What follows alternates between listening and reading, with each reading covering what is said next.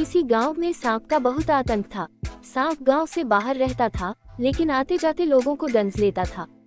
इस वजह से गांव के लोग उस रास्ते पर जाने से डरते थे। एक दिन गांव में प्रसिद्ध और विद्वान संत आए। कुछ दिन गांव में रुकने के बाद उन्हें दूसरे गांव जाना था। संत को उसी रास्ते से जाना था जहां सांप रहता था। गांव के लोगों ने संत को मना किया कि वे उस रास्ते से न जाएं, क्योंकि वहां सांप है। संत ने कहा कि मुझे सांप का डर नहीं है, मैं एक मंत्र जानता हूँ जिससे वह मुझे नहीं दंसेगा। संत उस रास्ते पर आगे बढ़ने लगे। तभी उनके सामने वह सांप आ गया और संत को दंसने की कोशिश करने लगा। संत ने एक मंत्र का जाप किया। मंत्र जाप के बाद सांप संत के चरणों में आ गया, लेकिन दंसा नहीं।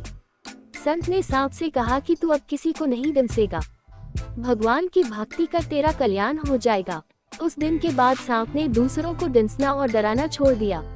जब गांव के लोगों के ये मालूम हुआ कि सांप अब हिंसा नहीं करता है, तो वे उसे सताने लगे। आते जाते समय सांप को पत्थर मारने लगे थे। एक दिन किसी व्यक्ति ने सांप की पूंछ पकड़कर उठा लिया और जोर से जमीन पर पटक दिया।